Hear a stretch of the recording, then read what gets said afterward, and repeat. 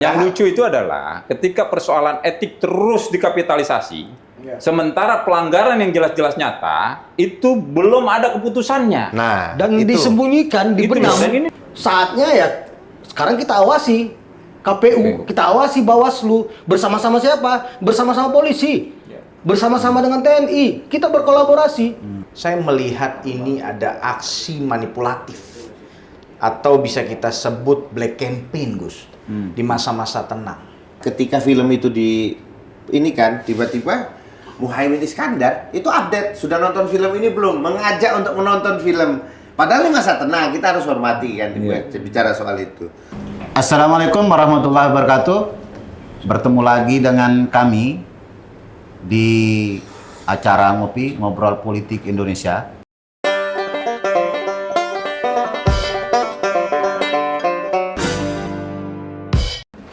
Tema kali ini kita akan mengangkat fitnah, hoax, dan kebohongan di masa tenang menjelang pemilu. Ada banyak fitnah yang bertebaran, terutama yang ditujukan kepada pasangan calon Prabowo Subianto, Gibran Rakabuming Raka dari pihak-pihak tertentu, baik berupa cuplikan video maupun film-film yang beredar dan sengaja disebarluaskan.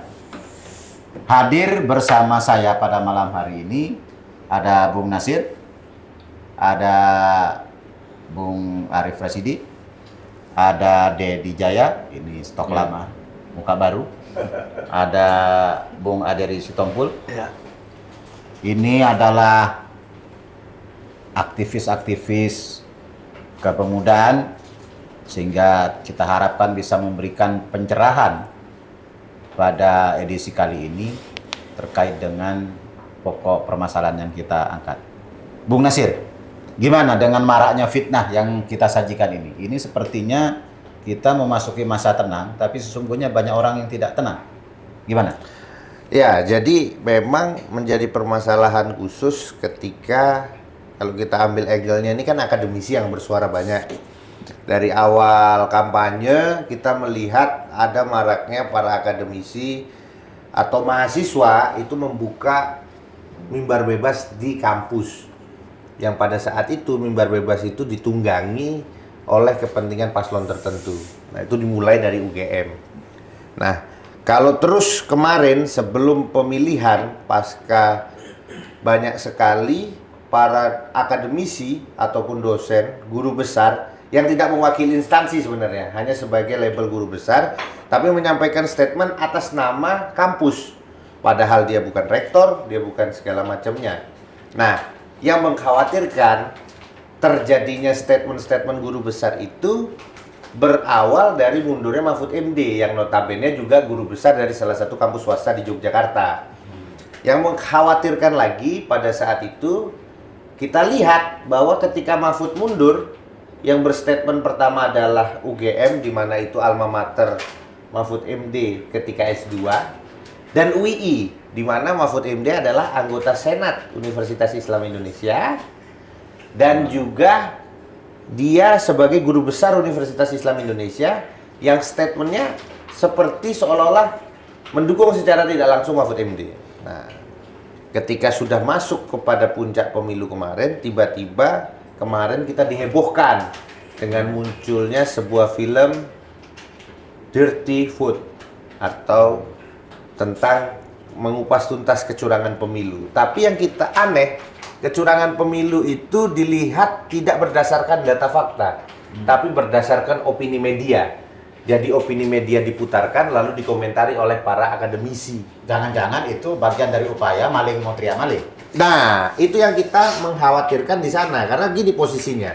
Tiba-tiba akademisi ini terkuak adalah sebagai bagian dari salah satu program kerja reformasi hukum yang diciptakan oleh Mahfud MD, dan persis tiga dosen ini, akademisi yang mengaku akademisi ini adalah bagian dari itu. Zainal Arifin Muchtar, Bivitri Susanti, dan Ferry Amsari itu adalah bagian orang yang ikut bekerja di Menko Polhukam pada saat zaman Mahfud MD. Apakah ini kekecewaan karena Mahfud mundur dari jabatan sebagai Menko Polhukam, lalu mereka menyampaikan itu, dan yang kita juga sayangkan, kenapa sih film ini harus muncul ketika di masa tenang, seolah-olah udah disetting. Kalau memang datanya sudah ada, ya harusnya sebelum hari tenang dong dimunculkan. Nah, lalu ada banyak kejanggalan-kejanggalan film yang membuat saya aneh. Contoh, mereka mempermasalahkan masalah satu putaran. Kalau satu putaran ini kan bukan artinya kita berstatement mengenai satu putaran. Artinya kita berbicara satu putaran itu kan bentuk keyakinan kita, karena kita merasa pasukan kita sudah tertib, kita memiliki basis sangat banyak, organisasi relawan terus berjalan, maka dengan keyakinan, dengan hasil survei, dengan hasil survei itu Gus, kita yakin satu putaran. Dan itu juga disampaikan oleh Megawati Soekarno Putri, itu juga disampaikan oleh semua relawan rata-rata, menyampaikan satu putaran, kita menang satu putaran. Ini kan sebagai bentuk keyakinan kita dalam bekerja, semangat, menyemangati. Tapi itu dianggap bahwa kita pas memastikan kemenangan satu putaran. Kita bukan memastikan, tapi kan inilah seolah-olah yang digoreng itu hanya permainan narasi, dan saya yakin ada hidden agenda untuk bagaimana caranya membuat pemilu ini tidak representatif, sehingga nanti ketika siapapun yang menang akan menimbulkan gejolak di masyarakat. Jadi provokasi lah ya. Nah, provokasi pemilu di minggu yang tenang atau hari tenang itu yang kita coba komentari. Dan saya rasa ini akademisi ini apakah benar akademisi atau akademisi abal-abalan, karena seharusnya akademisi lebih mementingkan permasalahan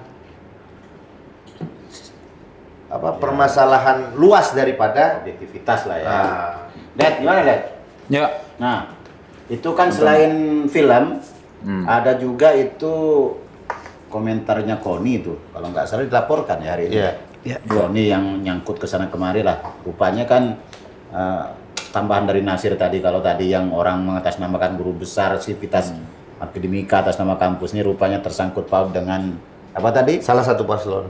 Salah satu paslon ya kan. Ini juga rupanya terkait juga dengan kalau penjelasannya ketua TKN itu sempat mengajukan proposal untuk jadi Wamenlu atau Wamenhan. Ya kan, ujung-ujungnya apa namanya gelangkarit semua kan. Gitu. Gimana?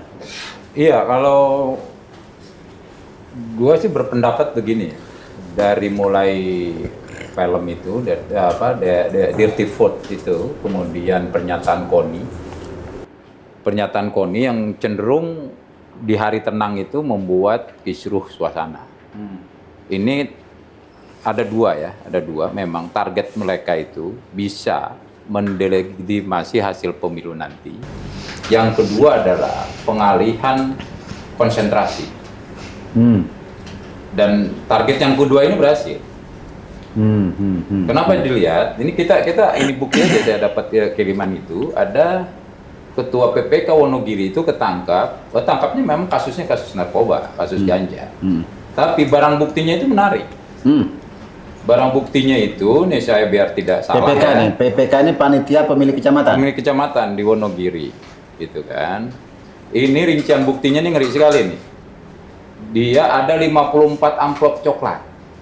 Amplop coklat. Berisi maksudnya uang. warna coklat. Iya, berisi uang masing-masing senilai 1,5 juta. Itu 54. Kemudian amplop besarnya isinya 55 juta. Dan yang tambah menarik lagi, 200 kaos bergambar paslon 03 Ganjar Mahfud. Ini biar kita nggak fitnah, ini di CNN ya. Ini.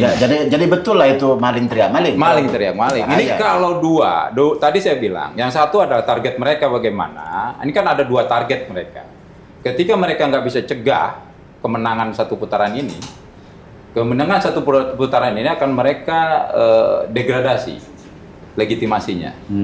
Kan gitu ya. Kemudian target kedua, kalau dilihat dari kayak gini, kita boleh dong melakukan sebuah analisis kan gitu ya. Kok di tengah orang fokusnya dialihkan, ada permainan gila ini kan? Kan gila saja kalau PPK bawa kaos itu aja udah salah. Iya. Ya kalau duit mungkin bisa saja dia bawa ganja gitu kan di situ karena kenanya mungkin dia bisa ngeles. Tapi kok amplopnya 1,5 itu buat apaan? 54 amplop bayangkan itu. Nah harus kita cek. Maksudnya ini eksekusi PPS. Bisa jadi. Itu apakah perkelurahan itu jumlahnya 54 di Wonogiri, itu nanti kita cross check gitu. Kalau Kok udah di cluster? Kalau satu setengah tiap ini TPS itu berapa? 3 orang, 5 orang ya? Ke satu TPS 7 orang. 7 orang. 7 orang. Ya berarti ya begitulah ya kan. Iya kan, ini makanya ini saya bilang ada 2 target. Mengalihkan opini, mengalihkan konsentrasi kita. Konsentrasi paslon lain lah, atau tim lain gitu kan. Untuk mengomentari apa pernyataan orang-orang ini. Karena kan aneh saja di masa tenang, ya kan? Seperti kayak Koni, ya kan? Kemudian siapa ibu Koni gitu, kemudian muncul itu secara berbarengan. Secara berbarengan tapi di saat yang sama banyak duit bertebaran. Banyak duit bertebaran, artinya betul tadi. Ini ada, jangan lu teriak curang, tapi lu sudah melakukan kecurangan. Atau maling teriak maling. Itu loh. okay. Nah ini bagaimana kita mau menciptakan demokrasi yang bersih, demokrasi yang jurdil, dan ini kan harusnya tugas KPU ini. Iya, Karena PPK ini jelas wilayahnya KPU. Kalau saja ada PPK yang sudah tertangkap seperti itu, KPU harusnya segera bertindak dan mengklarifikasi ini. Dan Gakumdu harus Harus jelas ini gitu loh. Gitu kan? Gimana, Rip? Ya, Gus. Lo sebagai artis betulan itu, kalau yang Mantan, Gus, mantan. ya kan soal mantan ini kan nggak ada surat pensiunnya. Kalau artis nggak ada mantan. Nggak ada mantan. Nggak ada mantan. Tinggal Belum masuk- terjun lagi. Iya. Tinggal mau syuting Lagi atau istirahat. enggak, kan? Jadi apa namanya? Itu kan ada artis kaleng-kaleng itu bikin film baru, lalu bisa bikin yang lebih bagus lah sebenarnya kan. Ya, Iya. gitu. Nah, dari segi konten aja udah agak apa namanya dibilang film nggak juga kan ya? Ya. Gimana, Rit?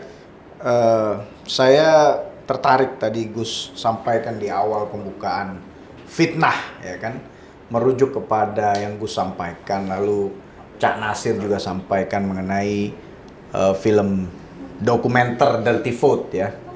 Kalau kita tahu kan, ini opini saya yang pernah terjun di dunia perfilman maupun dunia sinetron, bahwa film itu kan ada fiksi, ada dokumenter. Fiksi itu di-create atau diciptakan rekayasa. Lalu dokumenter ini base-nya adalah fakta. Tapi kalau merujuk apa yang disampaikan Cak Nasir mengenai banyak bodongnya ini terkait dengan fakta-fakta, saya melihat ini ada aksi manipulatif atau bisa kita sebut black campaign, Gus, di masa-masa tenang.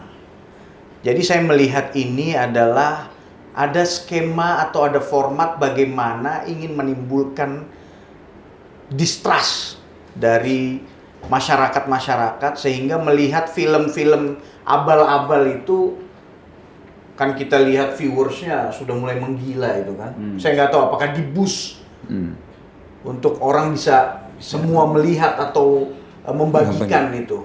Saya lihat ini black campaign dan saya tidak melihat sama sekali ini sebagai film yang mendidik atau bisa dikategorikan sebagai film dokumenter, Gus. Seperti itu sih. Jadi lebih banyak fitnahnya lah situ. Lebih ya? banyak fitnahnya. Dan ditujukan sebagai kampanye hitam. Iya. Ya, untuk Dan menjelekkan. saya khawatir itu kan si Dandi Laksono itu yang otaknya itu untuk membuat itu. Saya yakin ada cawe-cawe dari luar mungkin untuk mencoba menggiring hal-hal seperti itu. Gitu ya. Iya, oke. Ini kan ya seperti tadi disampaikan, kampanye hitam di Minggu Tenang yang secara umum sebenarnya bisa dikatakan satu melanggar undang-undang pemilu ya. Ya. Kayak gitu. Yang kedua apa namanya? Ya ini kan menimbulkan keresahan sebenarnya. Kayak gitu. Menimbulkan keresahan dan barangkali juga ada pihak-pihak yang merasa difitnah dan dirugikan. Gimana? Ya, saya teringat salah satu ketua umum partai bilang, polisi, TNI, netral.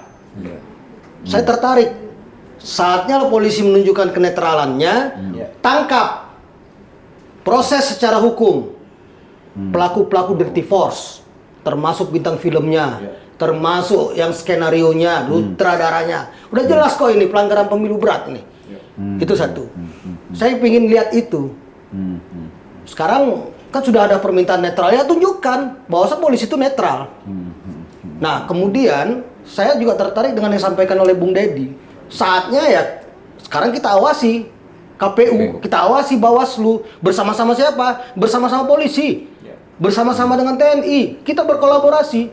Nah, saya juga menyuruhkan kepada Barisan Muda Al Jamiatul Wasliyah se-Indonesia, ayo sama-sama kita dukung netralitas polisi, sama-sama kita kawal pemilu ini agar nampaklah siapa pemain yang jurdil, siapa pemain yang pencuri. Itu. Jadi udah nggak ada tedeng aling-aling lagi, udah seperti ini. Jadi kalau sudah yang dimainkan seperti itu, saya yakin seluruh elemen muda di Indonesia, ada Cak Nasir juga dari Aliansi Pesantren, Forum Komunikasi Pesantren juga bisa sama-sama kita untuk melakukan pengawalan terhadap tindak tanduk KPU seluruh Indonesia dan Bawaslu seluruh Indonesia. Kita punya jaringan sampai bawah kok. Kalau perlu kita nanti bicara juga sama Ketua Umum KMPI. Ayo, tunjukkan netralitas Anda, independen Anda. Ayo sama-sama kita awasi biar jelas. Kalau memang terjadi kali putaran adalah real, jurdil, bukan cerita maling-maling. Demikian, Gus. Tapi ingat satu Gus, perlu kita ini kan, ini rentetan masalah kecurangan dan segala macam. Ini kan sebelumnya kita pernah dengar kan, ada komitmen PJ tertentu untuk mendukung calon tertentu. Kan itu kan, Maksudnya sebelum proses-proses PJ kepala pendaftaran daerah. PJ daerah kan. PJ kepala daerah. Ini kan kalau kita menyangkut seperti itu kan, ini kan harus dilihat. Saya pikir KPU atau Bawaslu ini harus jelas tindakannya gitu loh. Terhadap penyebar hoak yang seperti tadi, penyebar fitnah seperti itu kan gitu kan.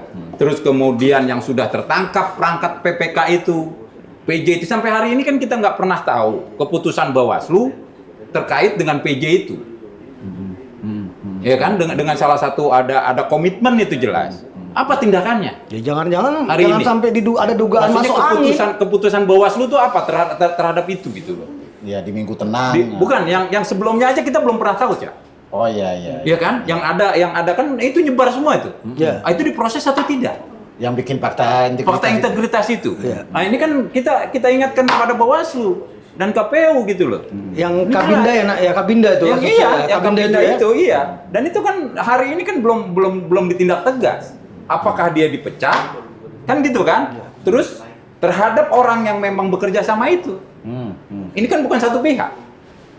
Ya kan? Ya selingkuh itu nggak mungkin sepihak. Nggak mungkin sepihak, dan ini kan harus jelas dong keputusannya. Jangan juga miring-miring ini barang ini. Kita tahu gitu loh, perangkat KPU itu isinya siapa kita tahu, jaringan siapa kita tahu. Ya kan? Karena Gus Hawi Gemeni, Anda HMI, saya HMI, Al-Wasliyah. Dan itu di perangkat itu ada semua, Pak. Jangan kita diulo-ulo, gitu loh. Nah, ini yang jelas, hari ini kita titik pesan kepada Bawaslu dan KPU harus bertindak jurdil. Bahwa demokrasi ini jurdil. Gitu loh, bukan judi. Kalau judi itu jujur dilarang. Nah, kalau jurdil itu jujur dan adil. Gitu. Ini titik pesannya dan kita akan awasi semua. Karena seluruh pemuda Indonesia ini akan mengawasi. Sampai TPS itu. Nggak ada lagi cerita kita lengah. Oke, itu aja.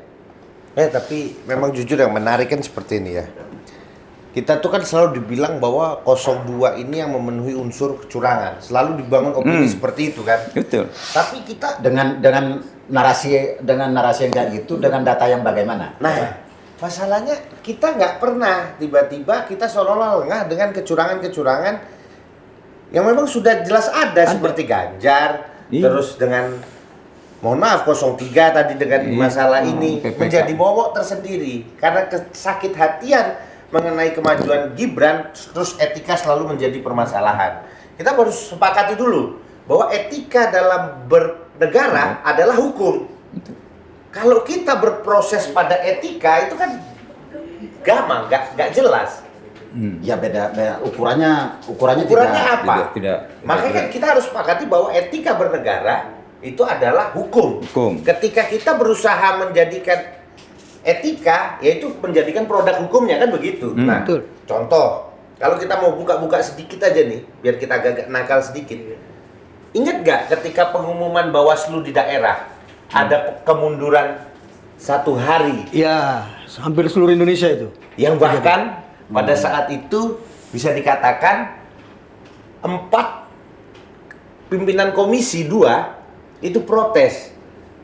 Yang diprotes adalah 1 pimpinan komisi yang pada saat itu dipimpin oleh PDI Perjuangan. Nah, apakah jangan-jangan memang sudah ada skema Bawaslu KPU ini memang sudah disetting sejak 2 tahun yang lalu, tapi saat ini ada kekecewaan karena pimpinan negara tidak bersama, karena Pak Jokowi kita tahu approval ratingnya 80%. Nah, ini kan menjadi permasalahan. Yang benar kata tadi, maling teriak maling, fitnah, padahal tidak melakukan apa-apa. Kalau Pak Prabowo kita jelas, saya merasa sakit hati itu ketika saya sebagai relawan yang juga memperjuangkan kemenangan Prabowo Gibran yang sudah sampai nggak ada waktu untuk sakit bahasanya, tiba-tiba harus dikatakan bahwa ini ada kecurangan, ada dekengan dari pemerintah. Padahal kita bekerja itu sampai menemui masyarakat di akar rumput. Tapi tiba-tiba seolah-olah kita ini menang katanya karena curang. Ini kan seolah-olah fitnah yang keji yang membuat kita merasa miris seperti itu. Bukan, yang lucu itu adalah ketika persoalan etik terus dikapitalisasi, sementara pelanggaran yang jelas-jelas nyata itu belum ada keputusannya. Nah, Dan itu. disembunyikan, dibenam. Dan ini Poinnya seolah seperti itu. didelikan. Etis saja terus kan. Tapi ketika kita bicara tentang fakta integritas PJ, kemudian hari ini tentang PPK, perangkat itu tidak pernah diputus secara jadi ini ya. begini, dalam bernegara itu seolah-olah etik itu harus menjadi masalah di atas hukum. Nah, ya kan? Padahal ukuran etik itu menjadi sangat normatif. betul. Etis pada kelompok tertentu bisa jadi tidak etis di kelompok yang lain. Begitu juga sebaliknya. Karena itu, karena negara ini adalah negara hukum, maka sebenarnya konsepnya adalah ya hukum dirumuskan seperti apa. Iya. Ya gitu. Tapi kan kemudian itu yang selalu digoreng. Itu pertama kan. Yang kedua, gorengan kedua adalah ketika fitnah-fitnah ini sengaja disebarkan Di hari tenang kan. Iya. Nah, kecurigaan itu tadi muncul bahwa sangat mungkin ini semacam penyesatan informasi atau desepsi. Yang sesungguhnya ada keperangkat yang sudah disiapkan untuk melakukan kecurangan. Sehingga ini dilempar, abu panasnya dilempar ke 02. Iya. Nah, gitu yang terjadi. Iya. Ini yang paling menarik tadi kalau kita boleh melengkapin. Lebih gak etis mana tiba-tiba mengginikan guru besar yang pada saat itu untuk memporak-porandakan bangsa Indonesia. Lebih gak etis mana ketika ada perkumpulan guru besar semuanya harus di aransemen untuk bersuara bagaimana menanggapi etika politik. Ini kan seolah-olah etika tapi guru besar sendiri gak beretika. Kita jujur loh, saya kan salah satu alumnus Universitas Islam Indonesia. Melihat guru besar seperti itu dan itu yang bicara rektor langsung, Pak. Universitas khusus UII kalau kita melihat kemarin itu rektor langsung statement, rektor loh, Pak. Jadi bukan perkumpulan guru besar lagi, rektor secara institusi ini berbicara, sedangkan calon wakil presidennya itu adalah wakil kepala senat, guru besar Universitas Islam Indonesia. Itu kan kita bicara seolah-olah teriak etik, kamu harus tegakkan etik, ternyata instrumen nyata etika nggak dilaksanakan di UII sendiri. Nah, artinya menjadi sangat debatable. Ya memang kan begini, yang terjadi, praktek-praktek yang terjadi sekarang ini, telunjuknya selalu mengarah kemana, tapi sesungguhnya kepada dirinya sendiri lebih banyak. Kan kayak gitu kan? Nah, yang kedua, mengatasnamakan kampus, mengatasnamakan guru besar, mengatasnamakan mahasiswa misalnya, sesungguhnya ya ini klaim-klaim juga, klaim-klaim juga kan. Dan patut diingat bahwa ya guru besar itu bisa saja ahli dalam satu bidang ilmu, tapi juga belum tentu paham politik praktis juga, ya kan? Artinya ya guru besar matematika ya sangat mahir soal matematika, tapi jangan ditanyakan masalah hukum. Kan kayak gitu, atau jangan ditanyakan masalah ekonomi, begitu sebaliknya. Karena misalnya masalah bernegara ini masalah politik praktis, yang itu ya tidak semua lulusan FISIP juga bisa menjadi politik aktif di politik praktis toh. Ya gitu. Itu barangkali. Ada tambahan? Jadi gini Gus, terakhir Gus, yang paling menarik, yang masalah guru besar dan tadi lain-lain ya. Jadi yang kita bikin menarik, yang memang ini jadi pelanggaran yang sangat sistematis, masif dan terstruktur adalah ketika film itu ini kan tiba-tiba Muhaimin Iskandar itu update, sudah nonton film ini belum? Mengajak untuk menonton film. Padahal ini masa tenang, kita harus hormati kan bicara soal itu. Lalu tiba-tiba dari segi permasalahan yang ada kemarin soal masalah guru besar, tiba-tiba menyampaikan, ini guru besar sudah bersuara, ada ketidakbenaran. Tapi ini yang memang menarik ya, memang apakah ini skenario, kita nggak mau membawa-bawa masalah agama, tapi skenario Tuhan tuh mungkin lebih baik ya. Tiba-tiba kemarin waktu kampanye Akbar bahas sholawatan, dibuat lagu yang menarasikan soal itu, itu jadi blunder, ya kan? Dan jadi permasalahan. Begitu juga di 03 yang menjadi permasalahan. Tiba-tiba budayawan jadi sangat politis, menunjuk itu tanganmu Kiting. Masa kita yang mendukung 02 dibilang tangannya cacat? Ini kan berarti budayawan sudah tidak berbudaya karena urusan politik ini. Jadi maksud saya ya kita kembalilah kepada rule bahwa ya sudah, berpolitik itu sementara, bersaudara selama-lamanya. Bahwa apabila kita nanti diberikan mandat, Pak Prabowo kan sudah menyampaikan akan menjadi pemimpin untuk semuanya, dan akan itu sampai memaafkan, bahkan meminta maaf. Ini kan sosok kesatria. Tapi kita tidak melihat dari dua sosok paslon ini yang tidak siap kalah, itu seolah-olah menyatakan bahwa dirinya menang. Jadi saya minta mereka sadarlah. Ini kan keputusan menang atau tidaknya masyarakat yang menentukan. Mau kita teriak setengah putaran, kalau nyatanya 2 putaran ya 2 putaran. Nah, jadi maksud saya jangan sampailah kita merusak banyak karir seseorang sehingga akhirnya mewujudkan Indonesia ini makin amburadul. Ya kalau sudah siap berpolitik, siap menang, siap kalah. Mungkin itu yang ingin saya tekankan. Jangan sampai mengorbankan banyak instrumen seperti budayawan lain-lain sehingga harus menjadikan kita ini tidak bermartabat. Begitu mungkin, Gus. Pemirsa, pemilu tinggal tunggu jam. Masa depan ini akan ditentukan oleh suara Anda semua di bilik suara. Tapi pastikan bahwa suara Anda aman sampai di rekapitulasi, tongkrongin TPS sampai selesai perhitungan. Kenapa dengan demikian? Karena bisa jadi yang teriaknya curang paling kencang justru dia yang melakukan kecurangan. Boleh jadi siapa yang berteriak atau menuduh orang lain tidak beretika, justru dialah yang paling banyak melanggar etika.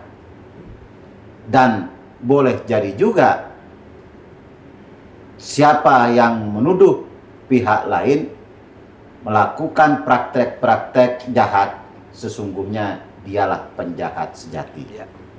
Ingat, bangsa ini dibangun di atas sumpah. Ada sumpah palapa, ada sumpah pemuda, dan juga dibangun dari darah dan air mata. Harus kita jaga bersama menuju masa kejayaannya. Demikian acara ngopi pada malam hari ini, ngobrol politik Indonesia. Sampai jumpa pada edisi berikutnya. Wassalamualaikum warahmatullahi wabarakatuh. Waalaikumsalam warahmatullahi wabarakatuh.